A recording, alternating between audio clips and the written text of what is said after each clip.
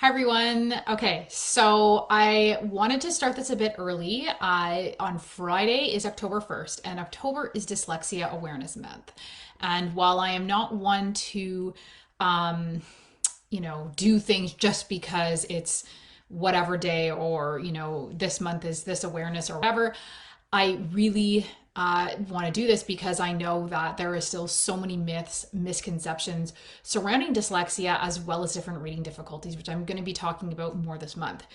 What I wanted to talk about first is just letting you know I'm going to be talking a lot about all of the myths and misconceptions around dyslexia and reading difficulties in general in the coming month.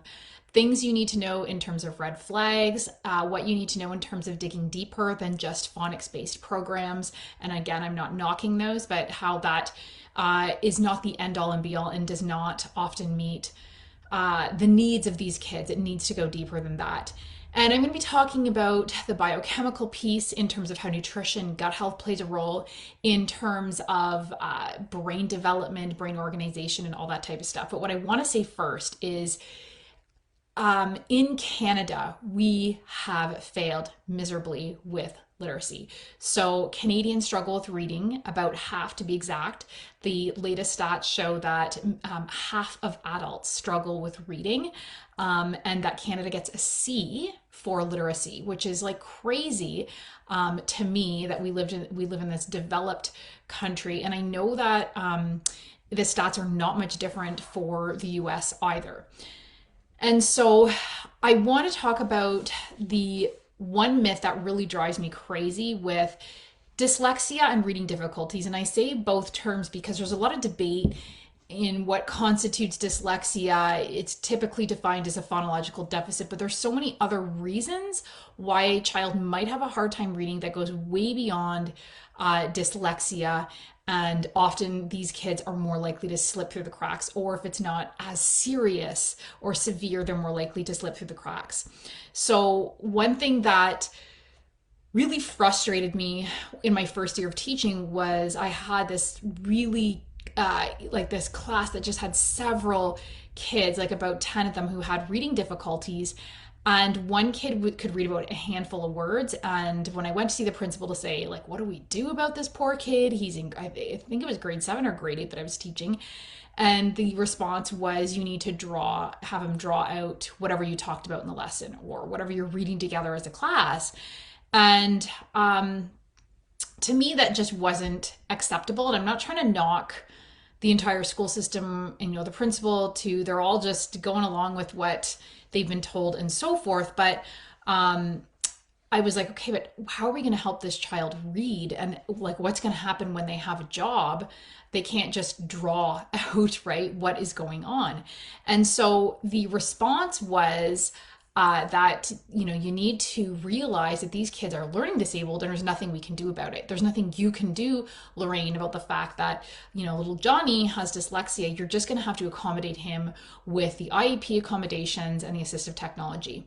And I've said it time and time again, assistive technology, IEPs, all of that stuff is not bad in of itself, but the problem is that we rely on it as a permanent solution, and they should be hopefully temporary, or if it's really severe, okay, we have these accommodations, but we also are getting as much as we can to the root cause to improve this child's ability to read, write, learn, focus, behave, whatever the case may be, so that they can get to a place where they really don't need as much to rely as much on these accommodations and so forth. So this is ultimately one of the reasons I just knew I couldn't finish my career in teaching, because I was just so frustrated with that response that required us to just pass kids through, because that is ultimately what's going on. And parents know it. Parents contact me all the time and say that they pass him into the next grade and he still can't read. I'm so frustrated. And is the answer to fail these kids? No, because that doesn't mean they're still going to get the help they need. But the answer should definitely not be just passing them through with this idea that they're learning disabled and there's nothing we can do. I firmly believe every child can learn and can learn well. They need the right cognitive therapies, the right interventions. We owe these kids more. We can do better. And ultimately, none of the research justifies what the approach that we're taking in the conventional approach that we're taking in both the school system and otherwise, which is just relying solely for the most part on IEPs, tutoring, medication, assistive technology, and so forth. And whenever we have decades and decades of research as far back as the 1950s to support the fact that the brain can change, the brain is plastic at any age. Obviously, it's more plastic when kids are younger, but I've worked with people as old as almost 70 years old, and it can make these changes.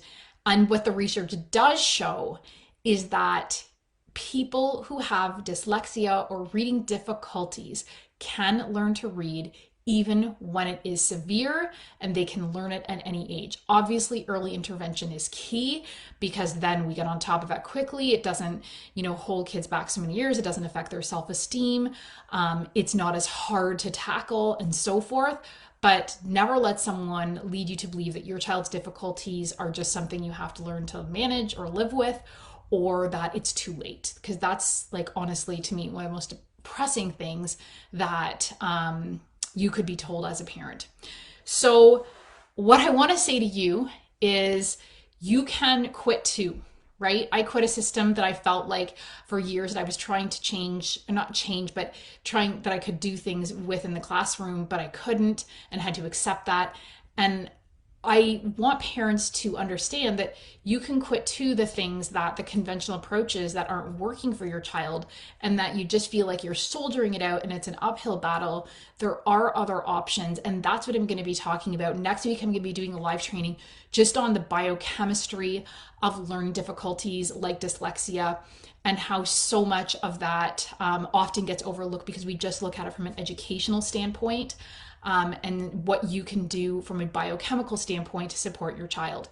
So I'm not going to talk anymore, but thanks for watching, everyone, and tune in to my training that will be next Thursday. And let me know in the comments below, what are your frustrations? Or what are other myths that you are really frustrated with in terms of how dyslexia or reading difficulties is viewed, in terms of how these kids need help? What is the thing that you wish all teachers or educators or just society knew in general in terms of what your child is struggling with? So let me know in the comments below, and thanks for watching. Until next time.